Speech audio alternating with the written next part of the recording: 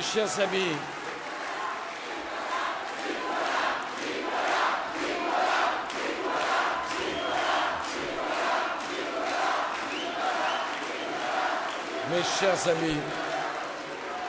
merci Monsieur le maire, cher Jérôme, de ton accueil. Merci aux ministres qui me font l'honneur et le plaisir de leur présence, Claude Guéant, David Douillet, Éric Besson, Édouard Courcial. Merci aux parlementaires qui sont ici, dans ce département du Val d'Oise.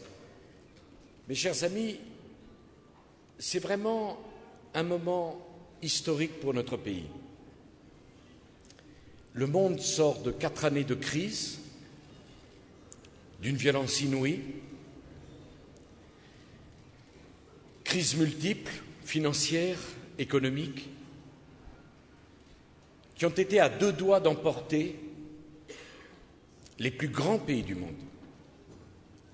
Sans doute, depuis le début du XXe siècle, la fameuse crise de 1929, jamais le monde n'avait été confronté à autant de difficultés financières et économiques.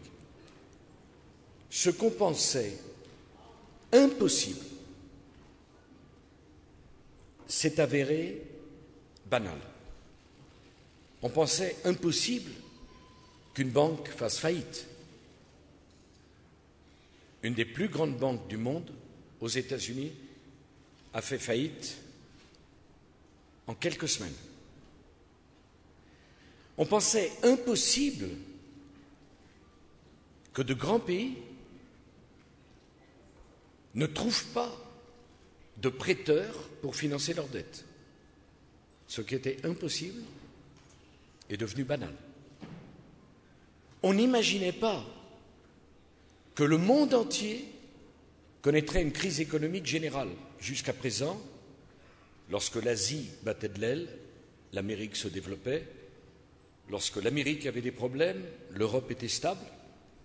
Là, tous les pays, toutes les régions du monde, tous les secteurs en même temps. Ceux qui ont porté la monnaie unique européenne n'imaginaient pas, au début des années 2000, que la question de l'implosion de l'euro pouvait se poser. Tout ceci, aucun parmi nous ne pouvait l'imaginer. Aucun. Ce n'était même pas de l'ordre des scénarios catastrophes. Et entre 2008 et 2011, nous avons pourtant connu une succession de crises d'une violence inouïe. Il est important de regarder comment ça s'est passé et où nous en sommes. Car l'avenir de la France est une chose trop lourde de sens pour en faire un enjeu partisan. C'est votre avenir, c'est celui de vos enfants. Quel monde allez-vous leur laisser? Allons-nous leur laisser? Quel pays allons-nous leur laisser? Et c'est intéressant de regarder ce qui s'est passé, qu'est-ce qui a fonctionné et qu'est-ce qui n'a pas fonctionné. Dans ce monde où la compétition est féroce, des pays continents comme la Chine, comme les États-Unis, comme le Japon, ont décidé de défendre pied à pied leurs frontières, leur mode de vie, leur identité. Ils ont connu la crise, ils sont rentrés dans la crise, mais ils ont dit dans la crise, on ne baissera pas les bras et on se défendra avec nos armes. Qu'est-ce qu'on a constaté? C'est que des pays que l'on pensait stables, modernes, ont été emportés comme des fées du paille. Souvenez-vous, 2009 et l'Irlande. L'Irlande qu'on présentait comme un modèle de développement, le miracle économique européen. Eh bien, le miracle économique européen, les Irlandais l'ont payé d'une diminution de leur salaire de 15%, d'une diminution de leur retraite de 15% et d'une rétractation phénoménale de leur produit intérieur brut. C'était l'Irlande. Nous avons vu la Grèce. pays de 10 millions d'habitants, pays européen, berceau d'une civilisation. La Grèce, qui s'était retiré ses chaînes de la dictature aux confins des années 70, la Grèce, pays développé s'il en était, la Grèce s'est retrouvée en situation de faillite. Il a fallu que l'Allemagne et la France négocient avec ses créanciers pour diviser par 2 sa dette. La Grèce, je ne parle pas d'un pays en voie de développement, je ne parle pas d'une contrée lointaine en Afrique, je ne parle pas de pays avec qui nous sommes amis, mais qui ont connu beaucoup de pauvreté. Je pense au Bénin, je pense au Mali, je parle de la Grèce. La Grèce s'est retrouvée dans la situation de ne pas pouvoir payer ses retraites, ses fonctionnaires, envoyer ses jeunes à l'université et faire fonctionner son pays. Nous avons été à 2 doigts de connaître, en plein cœur de l'Europe, un pays où le système bancaire se serait écroulé complètement, avec les conséquences en chaîne sur nous. Qui l'aurait imaginé? Pourquoi? Parce que la Grèce distribuait un 13e mois et un 14e mois avec un salaire minimum qui n'avait rien à voir avec la concurrence Bulgarie, Turquie, autour de ce pays. La négation des réalités. Tout était possible. Il ne fallait pas faire d'efforts. On mettait la poussière sous le tapis. Demain serait mieux. Il n'y a pas besoin. Voilà la situation. Aujourd'hui, quand vous regardez un pays aussi considérable que l'Espagne, pays de 42 millions d'habitants, pays ami de la France, grande civilisation, une histoire multiséculaire, un pays frère pour nous, 7 ans de socialisme. 7 ans de socialisme. Regardez ce qui se passe en Espagne aujourd'hui. Je souhaite de tout cœur que l'Espagne trouve en elle-même les moyens et la force de s'en sortir. Mais quand nous faisions la réforme des retraites en 2010, que nous avions les manifestations parce que les gens n'étaient pas contents, eux ne faisaient pas cette réforme. Aujourd'hui, qu'est-ce qui se passe en Espagne? Baisse des salaires, baisse des pensions de retraite, diminution des bourses pour les étudiants. Voilà la situation. Et un chômage qui a augmenté de 220%. Je ne veux pas, pour mon pays, la France, de la situation de la Grèce ou de la situation de l'Espagne. Voilà la vérité que je suis venu défendre dans cette campagne.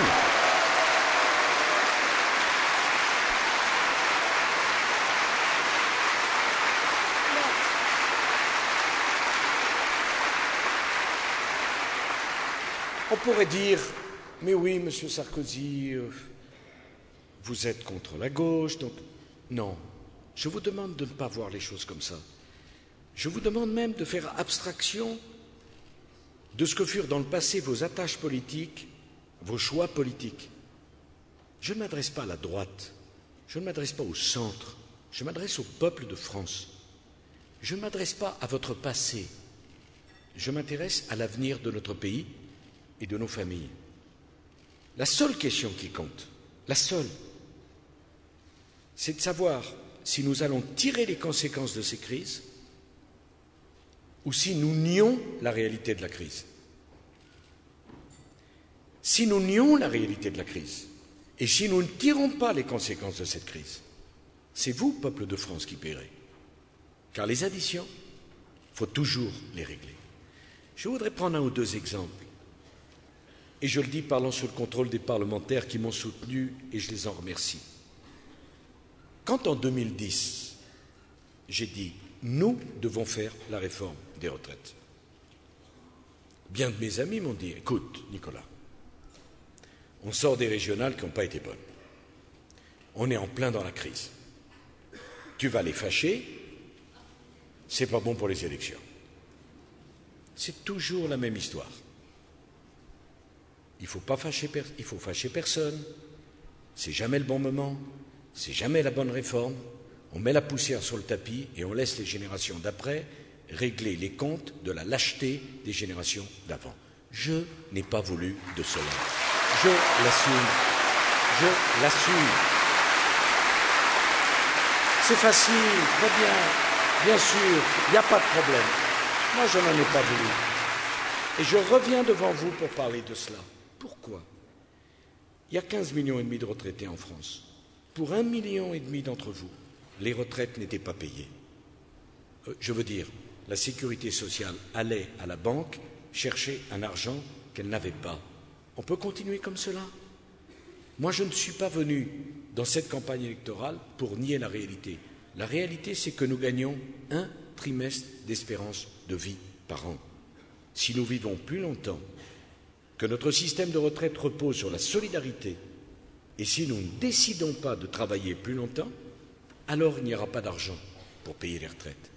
Et je préfère de beaucoup assumer la mauvaise humeur provisoire des Français plutôt que leur colère le jour où, partant à la retraite, ils se rendraient compte qu'il n'y a plus d'argent pour payer les retraites. Cette réforme était juste, cette réforme était sociale, cette réforme a garanti le pouvoir d'achat des retraités en France. Grâce à cette réforme, nous sommes le seul pays qui n'est pas obligé de diminuer les pensions de retraite. J'entendais l'autre jour M. Hollande disant « La première mesure que je prendrai, c'est de revenir sur la réforme des retraites de M. Sarkozy. » C'est son droit. Mais dans ce cas-là, il faut dire aux Français, qui va payer? Parce que votre droit, c'est de savoir qui paiera. Et si on dit aux Français, vous pouvez travailler moins longtemps, parce que l'allongement de la durée de la vie, ça n'existe pas, il faut avoir le courage de leur dire qui paiera à leur place. Ceux qui paieront, c'est vous, par l'augmentation de vos cotisations. Merci pour le pouvoir d'achat. Et par l'augmentation des cotisations payées par les entreprises. Merci pour les délocalisations. Vous savez, mes chers compatriotes, quand on nie la réalité, c'est le peuple qui paye. Et quand on repousse la décision difficile, alors elle est plus difficile à prendre et les conséquences en sont plus douloureuses. J'assume mes responsabilités. J'ai conduit notre pays dans 4 années de crise. Je connais la violence de ces crises. Je sais ce qu'il a fallu faire pour éviter les drames et les souffrances. Si nous ne tirons pas les conséquences de ce qui s'est passé, alors le peuple français paiera lourd la lâcheté de ceux qui l'ont dirigé. On doit assumer ses responsabilités. Je voudrais prendre un autre exemple. Hier, je recevais des milliers d'élus locaux. Je leur ai dit, vous devez prendre votre part à la réduction des dépenses publiques de la France. On ne peut pas continuer à dépenser un argent qu'on n'a pas. Un pays qui ne rembourse pas ses dettes et ne réduit pas son déficit est un pays qui ne peut pas assumer la maîtrise de son destin. J'ai vu là encore que le candidat socialiste proposait comme première mesure, comme s'il n'y avait pas plus grande urgence, d'embaucher 61 000 fonctionnaires de plus. Mais, mes chers amis, la question, après avoir nié l'allongement de la durée de la vie, faut-il considérer qu'il n'y a pas de problème de dépenses publiques en France? Faut-il considérer que la question des économies, des déficits ne se pose pas? Je sais que les fonctionnaires sont dévoués, compétents. Mais je dis simplement que créer 1 million de postes de fonctionnaires depuis 1990, ce n'est pas possible. Nous n'en avons pas les moyens. Je dis d'ailleurs aux fonctionnaires que ceux qui proposent d'embaucher toujours plus ne sont pas ceux qui amélioreront votre traitement, votre niveau de vie, votre formation et la considération à laquelle vous avez le droit. On nie l'allongement de la durée de la vie d'un côté, on nie la nécessité de diminuer les dépenses de l'autre, on nie l'existence de la crise. Mais qui payera? Qui assumera? J'ai vu dans les clips à la télévision qu'on parlait de 1981. Ah, ça, on s'en souvient de 1981. Ça devait être agréable au Panthéon. Ça, ils ont fait la fête avec votre argent. Et il a fallu rembourser les lendemains de fête. Ça a duré 2 ans. Je vous dis une chose, en 2012, ça durera 2 jours.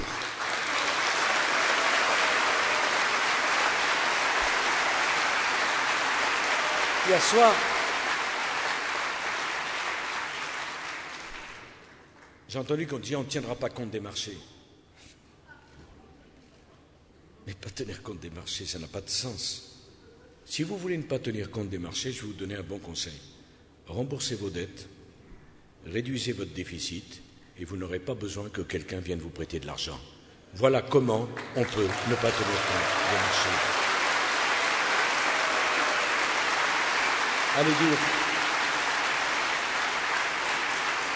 Allez dire au Premier ministre espagnol, M. Rajoy, un homme courageux, un homme intelligent, un homme sérieux, allez lui dire aujourd'hui de ne pas tenir compte des marchés. Il vous répondra parce que c'est un homme sérieux, parce que c'est un homme qui aime son pays. Comment je fais pour financer la dette de l'Espagne? La France a 42 milliards d'euros d'intérêts de la dette à rembourser chaque année.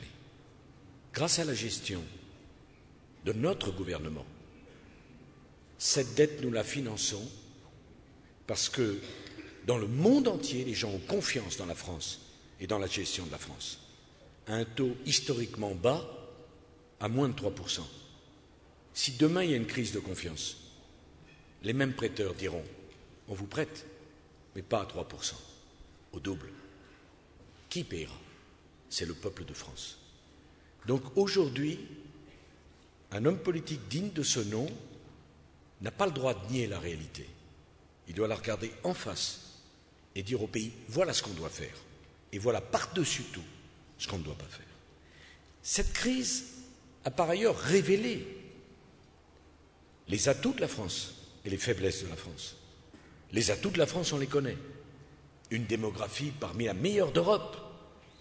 Raison de plus pour que, surtout, on ne touche pas au quotient familial qui est la base de la politique familiale en France. Voilà quelque chose qui marche, notre politique familiale, pourquoi la détruire? Nous avons une énergie bon marché, grâce au nucléaire. Pourquoi vouloir détruire une filière nucléaire qui nous permet de payer notre électricité 35% moins cher que ce que payent les autres à côté? Et s'il s'agit de faire plaisir à Madame Joly,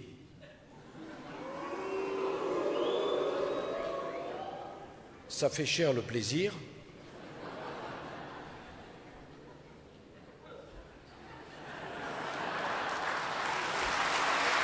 Pour une dame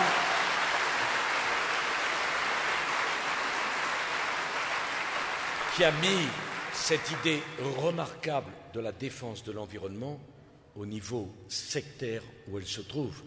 Faut-il tout le talent de Madame Joly pour que la défense de l'environnement soit ramenée au niveau où elle se trouve dans les sondages? Faut-il du talent pour transformer une idée aussi fédératrice que la défense de l'environnement en un sujet de secte, un comportement sectaire et une attitude qui éloigne les Français d'une préoccupation qui pourtant, dans un département comme le vôtre, celui du Val d'Oise, est une préoccupation extrêmement forte qu'il n'est absolument pas question d'abandonner au prétexte que Madame Joly s'est instituée écologiste. Franchement, une main-d'œuvre de qualité, des chercheurs remarquables, des infrastructures, ce sont les avantages de la France. Mais nous devons nous interroger et apporter des réponses au handicap français. Qu'avons-nous comme handicap? D'abord, cette retraite à 60 ans, promise en 1983, contre tout bon sens, car en 1983, ceux qui ont fait la retraite à 60 ans savaient qu'on n'avait pas les moyens de la financer. Puis, comme ils se sont dit, 2 erreurs valent mieux qu'une. On s'est vraiment trompé sur la retraite à 60 ans. Donc on va faire oublier cette erreur, on va aussi se tromper sur la durée du temps de travail. Et vous avez aimé la retraite à 60 ans, on va en plus vous faire les 35 heures.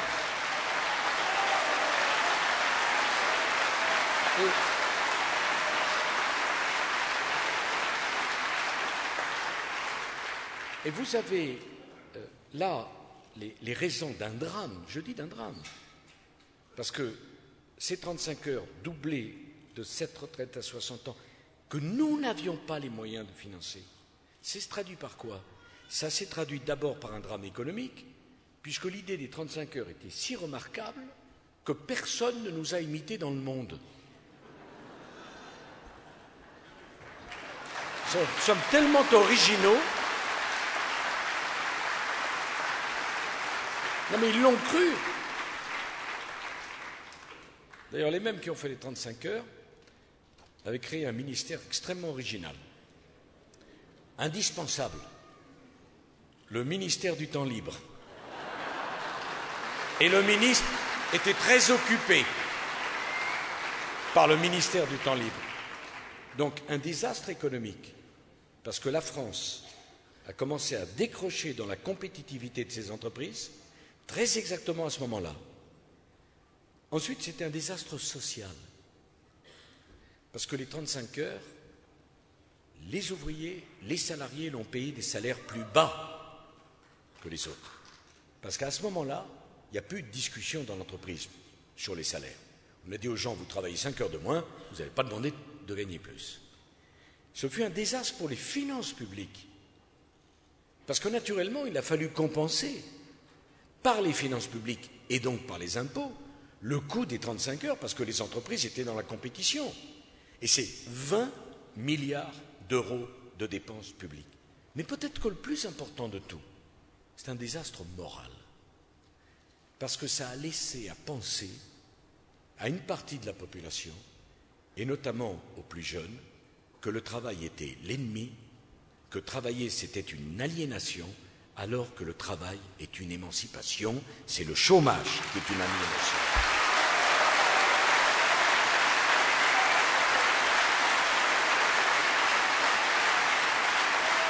Et dans le monde ouvert,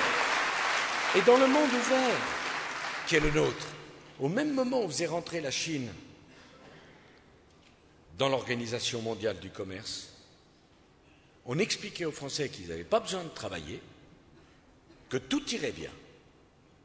Voilà très exactement le problème auquel nous nous trouvons confrontés, avec des entreprises qui étaient désertées par leurs cadres dès le vendredi matin, avec des inspecteurs du travail dont la priorité devenait de traquer sur le parking de l'entreprise les cadres, les salariés qui osaient travailler plus que ce qu'on leur demandait. On a connu ça aussi. Et avec, à l'époque, je ne sais pas si vous en souvenez, Madame Voynet, qui trouvait que les 35 heures c'était trop et qu'il fallait absolument faire les 32 heures. Je me demande d'ailleurs pourquoi 32, on aurait pu passer à 28 tout de suite.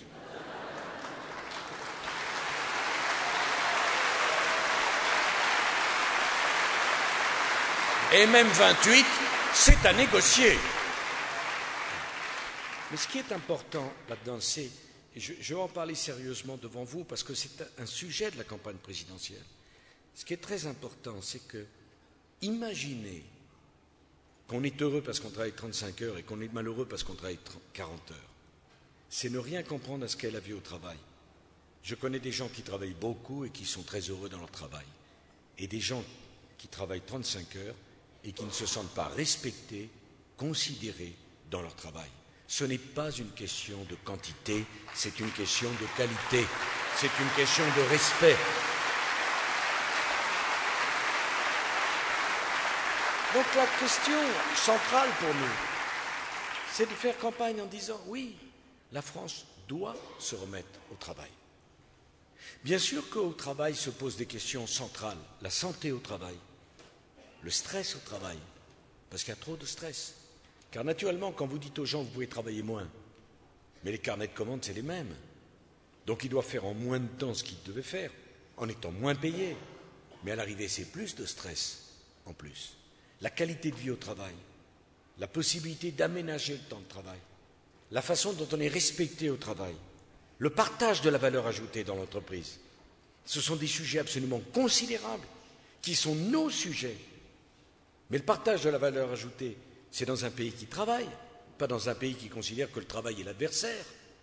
La question de la qualité de vie au travail, c'est dans un pays qui respecte la valeur travail, et pas dans un pays qui la détruit ou qui ne la considère pas. Parce que parallèlement à ça, on a déresponsabilisé tout le monde, on s'est trouvé avec un système d'assistanat où au bas de l'échelle des salariés, ce qui est scandaleux, il y a des gens qui n'ont jamais travaillé et jamais cotisé, qui peuvent gagner davantage d'argent que des gens qui travaillent et qui cotisent. Ça, c'est pas la solidarité, c'est l'assistanat.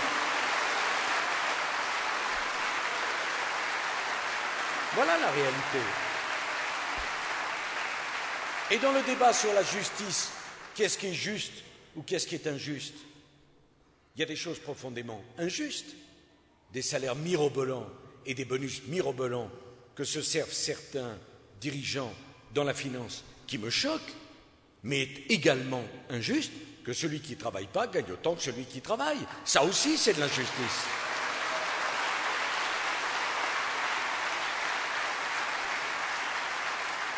Monsieur Hollande dit il n'y a pas de problème du coût du travail. Moi, je considère qu'il y a un problème du coût du travail. Je recevais ce matin des gens très remarquables et très raisonnables qui sont les représentants des salariés d'Aulnay PSA. Je les ai reçus avec beaucoup d'intérêt pendant 1 heure. Qu'est-ce qu'ils venaient me dire? On ne veut pas perdre notre usine. On ne veut pas perdre l'usine PSA d'Aulnay. Ils ont raison. On produisait 300 000 véhicules il y a quelques années, on n'en produit que 140 000. Mais j'aurais dit, vous voyez, c'est pour ça que j'ai voulu supprimer la taxe professionnelle. Savez-vous que la taxe professionnelle, sur une usine comme Aulnay, pesait 250 € par voiture fabriquée en France? Alors, qu'est-ce que ça veut dire? Se battre pour que l'usine reste en France et récompenser ceux qui décident que l'usine doit rester en France en les taxant à une taxe professionnelle qui n'existait dans aucun autre pays d'Europe. C'est pour ça que j'ai voulu supprimer la taxe professionnelle. J'ai fait un débat, et naturellement critiqué par quasiment tout le monde, mais j'assume cette décision, qui consiste à alléger le coût du travail, parce que le travail se délocalise. Si la totalité de notre système de protection sociale ne se finance que sur une assiette de travail, comment voulez-vous garder les emplois? Et j'ai dit aux syndicalistes d'Aulnay, si ça coûte tellement plus cher de fabriquer une voiture en France qu'en Allemagne, pourquoi on garderait les usines? Donc j'ai proposé qu'on retire 5 points de cotisation, chère Christine Boutin, parce que ce n'est pas aux entreprises de payer la politique familiale de la France. Et j'ai proposé que cela soit remplacé par l'augmentation de la TVA, parce que je suis convaincu qu'il faut taxer les importations pour qu'elles financent une partie de notre protection sociale. Je m'explique. Les ordinateurs, les téléphones portables qu'aiment tant les Français, les télévisions, il n'y en a pas un seul de ces produits qui est fabriqué en France. Par l'augmentation de la TVA, ils participeront au financement. Et nous pourrons nous battre pour que l'usine PSA d'Aulnay reste en France, parce que nous aurons été cohérents. Lorsque M. Hollande dit « il ne faut pas la réforme Sarkozy sur les retraites », je la payerai, je la financerai en augmentant les cotisations payées par les entreprises sur le travail. Alors comment on va garder l'usine Aulnay? À ceux qui ne sont pas contents parce que je fais la TVA, j'accepte. Mais qu'est-ce qu'ils font contre les délocalisations? Qu'est-ce qu'ils proposent contre les délocalisations? Rien. Ou comme M. Jospin, à l'époque de Villevorde, on n'y peut rien. Mais moi, il se trouve que parce que j'ai été élu, je considère que je n'ai jamais le droit de dire que je n'y peux rien. Ce n'est pas une question de tempérament, c'est une question de conviction.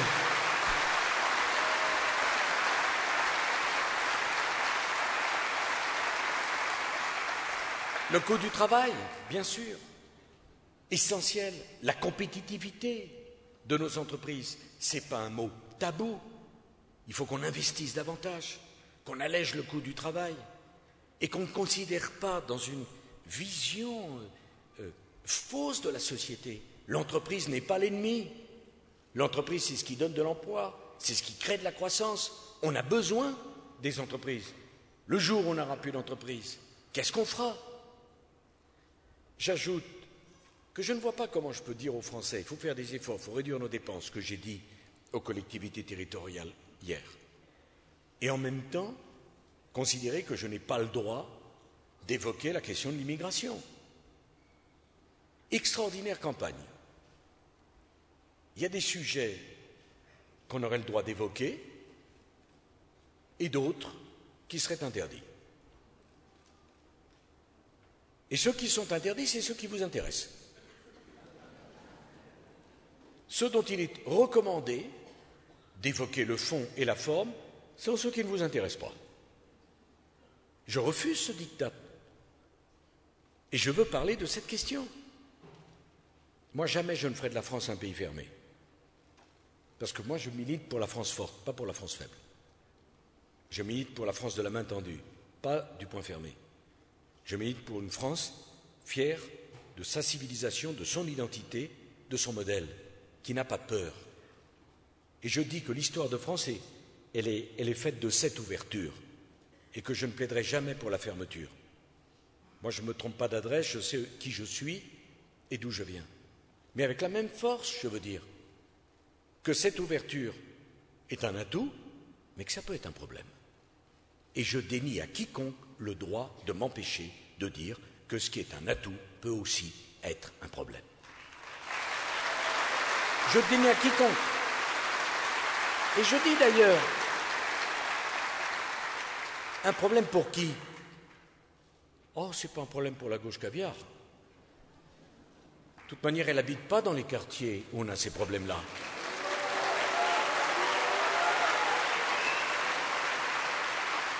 Pour la gauche caviar, ce n'est pas un problème. Les écoles, parce qu'elle ne met pas ses enfants dans les écoles où il y a ce problème-là. Je dis un problème d'abord pour ceux que nous avons accueillis, qui sont en France, que nous devons respecter et accueillir. Mais pourquoi la machine intégrée française ne marche-t-elle pas?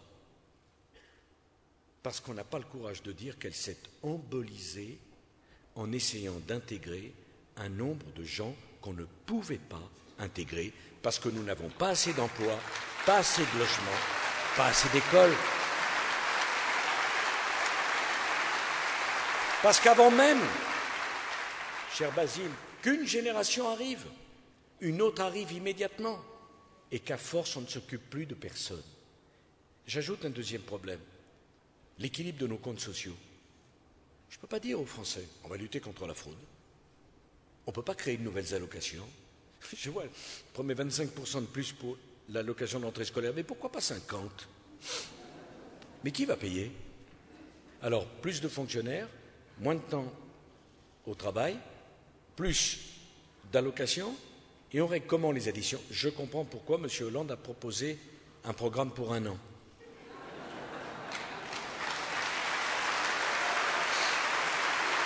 J'ai compris. Bon, je ne suis pas très rapide, il m'a fallu un peu de temps, mais j'ai compris. On raconte d'abord le commencement de l'histoire, puis comme elle se termine mal, on s'abstient de parler de la fin. Bon. Mais la fin, c'est nous qui devons l'écrire. L'équilibre des comptes sociaux. Je prends mes responsabilités devant vous et j'ai décidé de ne rien cacher. La France, vous voyez, c'est un pays merveilleux. On ne vous demande pas votre carte bleue avant de vous opérer quand vous êtes malade. Ici, on n'est pas aux États-Unis d'Amérique. On vous opère, cher Jean, parce que vous êtes malade, quelle que soit votre couleur de peau, quelle que soit votre nationalité. Et moi, je dis que l'AME, je n'y toucherai pas, parce que quelle que soit la couleur de peau, quelle que soit la nationalité de quelqu'un, quand il est aux portes de l'hôpital et qu'il est malade, on le soigne et que c'est l'honneur de la République française d'agir ainsi. C'est ce qui me sépare de Madame Le Pen. Mais je dis avec la même force, que nous ne pouvons pas accepter une immigration qui ne serait tentée de venir en France que parce que les prestations sociales y sont plus généreuses qu'ailleurs. Les deux. Alors, j'ai indiqué que nous diviserions par 2 le nombre de ceux que nous accueillerons pour les 5 années qui viennent, pour une raison d'équilibre de nos comptes sociaux et pour une raison également de fonctionnement de notre machine à intégrer. Alors, je veux m'expliquer là-dessus parce que c'est parfaitement possible. Je veux vous dire, je crois au regroupement familial parce que chacun a le droit de faire venir sa famille. Mais je dis une chose, faire venir sa famille quand on n'a pas un logement adapté, il vaut mieux que sa famille ne vienne pas. Faire venir sa famille quand on n'a pas un salaire pour faire vivre sa famille, il vaut mieux que sa famille ne vienne pas. Et enfin, dernier point, je ferai en sorte que tous ceux qui veulent venir en France aient pris la peine d'apprendre le français et les valeurs de la République avant d'entrer sur le territoire national. Pourquoi? Parce que imaginez quelle peut être la réaction de cet enfant dont la mère, enfermée dans son appartement, ne parlant pas un mot de français, incapable de comprendre le petit mot que peut envoyer le professeur ou l'instituteur. Quelle est la vision que l'on donne de la société française, de la place de la femme et de l'égalité entre les hommes et la femme à un enfant qu'on laisse dans cette situation-là? Est-ce qu'on y a réfléchi? J'ajoute, pour être sûr d'être bien compris, que de mon point de vue, cette ouverture, elle est tout à fait nécessaire, que la mondialisation nous oblige à faire des réformes. Mais parce que nous ferons ces réformes sur la compétitivité et l'allègement du coût du travail, nous disons une chose au monde entier. Notre mode de vie, nous voulons le garder. La civilisation européenne, nous voulons la conserver. Et sur le territoire de la République française, nous ne voulons pas des horaires dans les piscines différents pour les hommes et pour les femmes. Dans nos hôpitaux, nous ne voulons pas des médecins différents pour les hommes et pour les femmes. Et pour que les choses soient claires, dans nos cantines scolaires, nous voulons les mêmes menus pour tous les enfants d'une république laïque. C'est ça l'égalité. Alors à ce moment-là se pose la question de l'Europe et des frontières. Je parle devant mes amis, j'ai toujours été européen. Et je considère que parmi les trésors que nous osons laisser nos parents et nos grands-parents, il y en a un particulièrement précieux, c'est l'amitié entre la France et l'Allemagne. Moi, j'ai été élevé par mon grand-père que j'adorais, qui a connu la Première Guerre mondiale et qui a connu la Seconde Guerre mondiale. Et je sais très bien comment il appelait les Allemands à la maison. Je me souviens très bien, et je suis sûr qu'ici, il y a de nombreuses familles. Bien sûr, parce que, vous savez, c'est ça qui est merveilleux dans un pays comme la France. C'est que nous avons une mémoire collective. Nous ne venons pas de nulle part. Nous sommes le produit d'un humus, d'une histoire. Et dans cette histoire, même si je ne connais pas tout le monde ici, nous avons des points communs. Nous avons des références communes. C'est ce qui fait qu'on peut regarder ensemble dans l'avenir. C'est que nous ne tournons pas le dos à ce passé. Ce passé nous a façonnés. Nous ne sommes pas une page blanche. Nous avons une histoire. Il y a une mémoire collective. Et ça existe. Eh bien, ce trésor qu'est l'amitié entre la France et l'Allemagne, jamais je ne le remettrai en cause, ni de près, ni de loin. Parce que c'est trop grave. Ça ne veut pas dire qu'on se ressemble, les Allemands et nous. Ça ne veut pas dire que j'ai envie de m'installer à Francfort. D'ailleurs, quand il a fallu me marier, j'ai choisi Turin. Mais cela veut dire que nos pères, nos grands-parents se sont affrontés avec les Allemands et qu'il ne faut plus jamais cela. C'est pour ça qu'on a construit l'Europe. L'Europe, c'est peut-être ce qu'a inventé de plus beau l'homme pour ancrer la paix et l'amitié. Donc jamais je n'accepterai qu'on le remette en cause. Mais si nous avons fait l'Europe, mes chers amis, c'est pour être protégés, pas pour être exposés. C'est pour défendre notre modèle de civilisation européenne, pas pour le contester. Je suis de ceux qui pensent que ce fut une erreur, sans doute, que de ne pas reconnaître les racines chrétiennes de l'Europe comme de la France. Non pas que je veuille militer, comprenez-moi bien, non pas que je veuille militer pour une église, ce n'est pas le rôle. Mais quand on voit ce long manteau de cathédrales et d'églises, qu'on connaît l'histoire de France, on voit bien qu'on a des racines chrétiennes, et c'est exclure personne de dire d'où on vient. Pourquoi s'en excuser? Pourquoi le cacher? Ce n'est faire le prosélytisme de personne que de dire ça.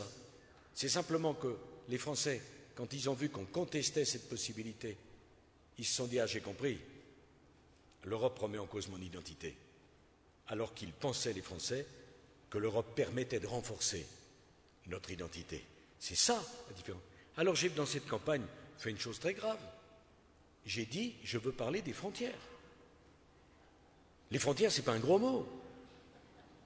Si on a décidé d'abaisser les frontières entre nous en Europe, c'est parce qu'on avait compris que les pays auxquels on confiait la gestion de nos frontières extérieures le feraient.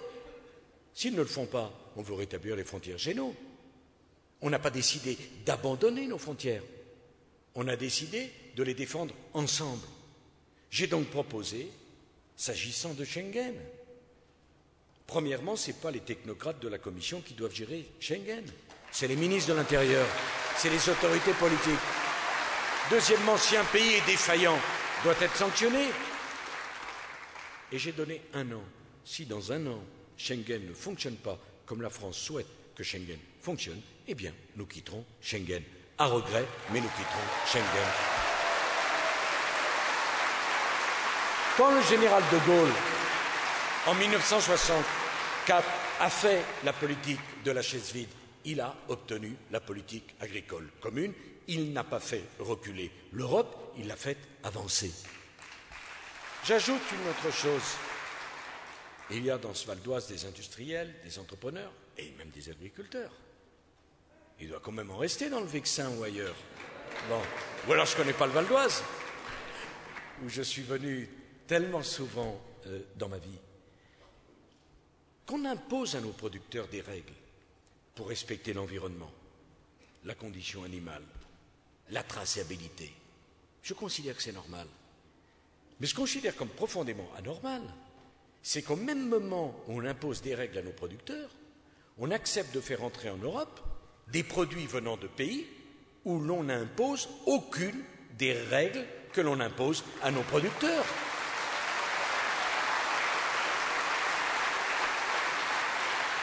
Allez faire traduire le mot traçabilité en Australie ou en Nouvelle-Zélande. Ils ne savent même pas de quoi vous parlez, ça n'existe pas dans le vocabulaire. Donc j'ai dit un an. Si au bout d'un an, on n'a pas obtenu la réciprocité dans nos échanges commerciaux, eh bien la France décidera que ces marchés publics seront réservés exclusivement aux entreprises qui produiront en Europe, à l'exclusion de celles qui n'y produiront pas.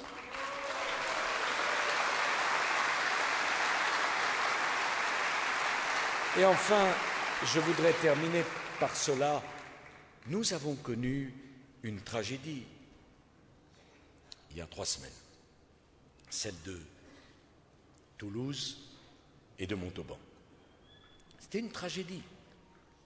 La France a été courageuse, digne, unie. La France a refusé la colère, la France a refusé l'amalgame, et la France n'a jamais crié vengeance. Nous avons donné l'image d'un pays uni. Mais il nous faut tirer les conséquences de tout cela. La première des conséquences, c'est que je veux rendre hommage aux forces de police et de gendarmerie et aux ministres de l'Intérieur qui ont fait un travail remarquable.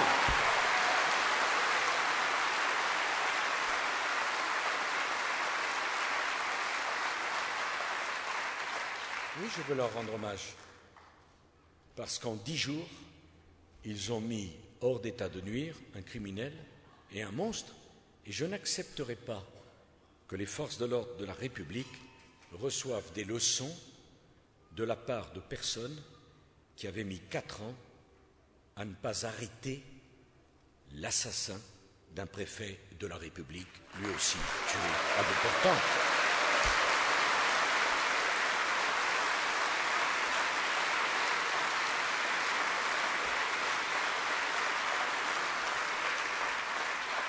Hier, le Conseil des ministres a adopté des mesures. Je vois que M. Hollande est contre. Je ne comprends pas. Ces mesures, quelles sont-elles? D'abord, nous considérons désormais que toute personne qui consulte sur Internet des sites faisant l'apologie du terrorisme sera considérée comme complice des terroristes. On me dit c'est pas possible. Alors pourquoi, lorsqu'on consulte régulièrement un site pédophile, est-on considéré soi-même comme un pédophile? Je veux aller plus loin, parce que dans mon rôle de président de la République, je dois protéger nos compatriotes musulmans, dont il serait scandaleux, je dis scandaleux, qu'ils soient victimes du moindre amalgame, alors que l'un d'entre eux fut abattu parce qu'il portait l'uniforme de l'armée française. Pas d'amalgame. Mais qui est mis en danger quand des jeunes se rendent dans des pays sans raison familiale, sans raison touristique, sans raison professionnelle, pour aller fréquenter ceux qui préparent ou font l'apologie du terrorisme? Nous considérons désormais que ces voyages sont illégaux et que ceux qui les pratiqueront devront en rendre compte à la police et à la justice. Monsieur Hollande me dit « c'est pas la peine ». C'est jamais la peine. Et il va plus loin, en me disant « mais les lois actuelles sont très bonnes, c'est pas la peine d'en rajouter ». Il oublie de préciser une chose, c'est qu'il n'a voté aucune des lois qu'il décrit aujourd'hui comme très bonnes. Aucune. Aucune. Quand j'ai voulu à l'époque, ministre de l'Intérieur, le fichier des empreintes génétiques pour retrouver les criminels sexuels, j'ai été accusé de vouloir mettre tout le monde en fichier. Ils ne l'ont pas voté. Savent-ils qu'aujourd'hui on retrouve un criminel sexuel sur 2 grâce à ce fichier? Lorsque nous avons fait, pour lutter contre la délinquance des mineurs, les centres éducatifs fermés, le Parti socialiste s'est opposé, au nom de sa bonne conscience et de son attachement à sa propre image, aux centres éducatifs fermés. C'est extraordinaire. Savez-vous que dans le programme de M. Hollande, il est prévu de doubler le nombre de centres éducatifs fermés qu'il contestait il y a 5 ans?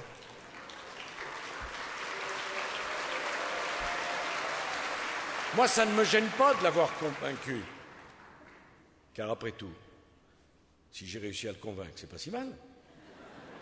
Ce qui me gêne, c'est l'hypocrisie et c'est le mensonge devant la France et devant les Français. Ça me gêne.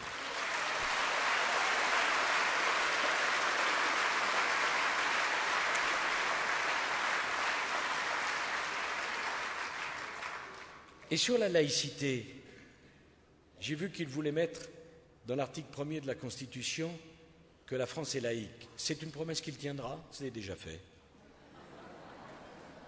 Mais ce qui me gêne, c'est que derrière les mots, il y a des réalités.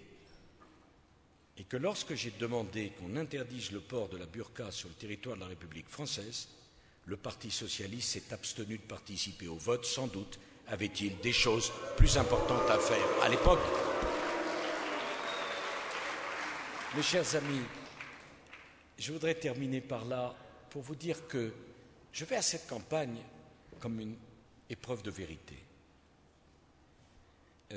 J'y vais avec toute la force dont je suis capable, tout l'amour de mon pays, et j'aime profondément la France. La volonté que j'ai de vous protéger, et j'ai mesuré tout au long de ces 5 années de quel poids pesait la protection de 65 millions de Français. Mais j'y vais avec la certitude que c'est un moment historique pour la France. Que ce choix-là, il ne doit pas être un choix biaisé. Que vous devez avoir tous les éléments à votre disposition.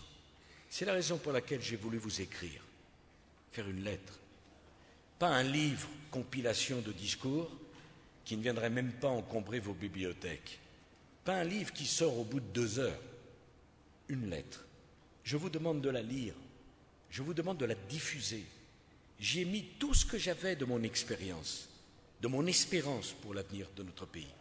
C'est un document qui m'engage et j'ai voulu respecter chacun d'entre vous, que vous partagez mes idées ou pas. Parce que ce qu'oublie M. Hollande, c'est que celui qui sera élu, il sera aussi le président de ceux qui n'auront pas voté pour lui et qu'il devra rassembler le peuple de France, non pas le diviser. Tout le peuple de France. Cette campagne, je la mène avec le dynamisme dont je suis capable, parce que j'y crois.